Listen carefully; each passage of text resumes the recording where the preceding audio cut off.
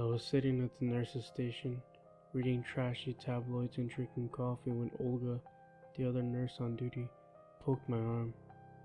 "The little girl escaped," she said, with a giggle. "What?" She pointed to the security camera feed. Little Madeline was standing in the hallway, her image grainy and pixelated. We admitted Madeline at 8:23 p.m., a little girl, no more than 6, her face covered in blood. She'd taken a nasty fall down the stairs. Dr. Thompson was worried she might develop a subdural hematoma, so we were keeping her for overnight. Ugh, no, she shouldn't be up, I paused, leaning towards the monitor. And where'd she get those clothes? She wasn't wearing the hospital gown we'd put her to bed in. No, she was wearing a black dress, white stockings, and shiny black shoes, as she were dressed up for church or a funeral. And she kept whipping her head back and forth, as if expecting someone to come down the hallway. "Well, are you going to go get her or not?" Olga said, looking up from her phone. Yeah, I'll get her." I pushed the chair out, leapt up, and speed walked down the hallway. "Madeline?" I called as I rounded the corner. My breath caught in my throat. There was no one there. I walked up to her room. "Madeline?" I called, poking my head in. She was sleeping peacefully in bed, in her hospital gown, with her IV still attached. Weird. I walked back to the nurse's station. I couldn't help feeling a bit unsettled. I know kids sometimes do freaky shit, but there's no way a 6-year-old could reattach an IV. I plopped back down at the nurse's station. Olga raised her eyebrows at me. "You found her?" "Yeah, she's sleeping in her room." I leaned towards her and lowered my voice. This is going to sound really weird, but I don't think she ever got out of bed. "Ooh, spooky," she said, with a grin. "Maybe she's possessed by that slime thing you wouldn't shut up about last week." Back to texting. I narrowed my eyes at her. "That's not something to joke about." "Oh, really? What are you going to do? Murder me?" She held up her hands in front of her. "I'm so scared." I rolled my eyes, turned back to reading about the half-mermaid that apparently washed up on the shores of Lake Erie. Psh, can't believe people actually believe this stuff, I thought. It was 3:40 a.m. when it happened again. I happened to look up at the hallway, and the security monitor caught my eye. Madeline was standing just outside her door, in her dress and stockings.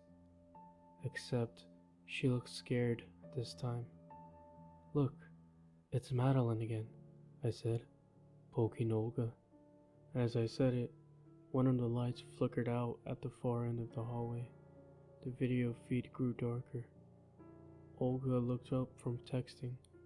Who was she even texting after 3 a.m.? And followed my gaze. "Oh, it's the little demon girl again. Haha."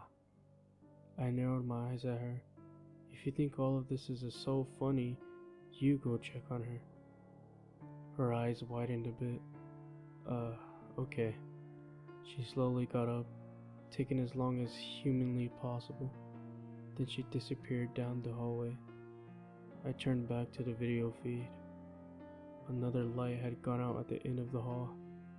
The video was darker and grainier now, but I could still make out Madeline's little form standing in front of the room, barely more than a silhouette. Click. Another light went out, then another, and another. The hallway was quickly engulfed in darkness, until the only light on was the one above Madeline's door. "Well, crap," I muttered to myself. "We're going to need an electrician." I drank the last dregs of my iced coffee. When I put the cup down, I saw it. My blood ran cold. It was a shadow, a grainy, pixelated silhouette, rolling and shifting in the darkness. At first I thought it was Olga, coming from the other end of the hall. It wasn't. It was too tall, stretching from the ceiling to the floor. Too thin. No offense, Olga. I leaned into the monitor. What the hell? The shadow got darker, larger. It slowly bled out of the darkness and into the light of the hall, right next to Madeline. It was so dark and subtle, I thought it might be just some trick of the camera, some error of the low light. But Madeline saw it too, because she was backing away, stretching her arms over the open hospital room door, shaking her head violently. The shadow advanced. Beep, beep, beep. My eyes snapped away from the security system to the nurse's console. No. Madeline's vitals were plummeting. Her heart rate, blood pressure. I shot up and sprinted down the hallway. Olga had just gotten there, her hand on the doorknob. Half the hallway was dark, just like in the feed, but no tall shadow like I'd seen. No Madeline standing in the hallway. Call Dr. Thompson, I screamed. She's in trouble. I flew past her into the room. Madeline lay still and motionless on the bed. Her heart had stopped. I ran over, started CPR. Come on, I screamed eternally. Please don't take her from us. Please. Blip, blip, blip. Her heartbeat returned just as Dr. Thompson rushed in. I fell against the wall and began to sob. We kept Madeline in the hospital for a few more days, but I don't think we needed to. She seemed to recover quickly.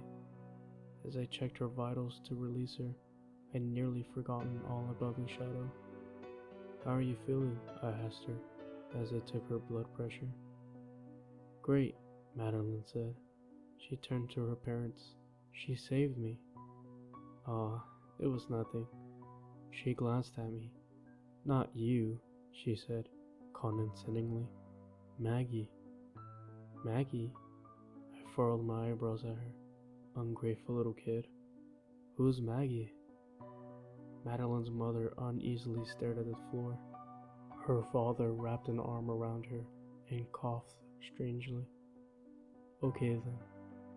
You're all set, I said, ripping off the blood pressure cuff. Yay, she squealed. She grabbed her mom's hand and the two of them walked into the hallway, but the father stayed behind. Thank you so much for everything, he said, with a smile. As I understand it, you saved Madeline's life. No, that was Maggie, I said, rolling my eyes. He coughed again, strangely. The curiosity bit into me, completely overstepping my bounds as a nurse. I asked, Who's Maggie? Her imaginary friend? He sighed heavily. Sort of. When my wife was pregnant with Madeline, she was actually pregnant with twins. My heart stopped. Identical twins. But one of them passed away in the womb, he continued. We told Madeline since we don't believe in keeping secrets, but it appears we have made a mistake. Little Madeline has an overactive imagination. Always talks about Maggie, as if she's still actually with us. He coughed again, strangely, and I realized it was to stop an impending sob. He reached out to shake my hand. Thank you so much again. He turned and followed his family down the hallway.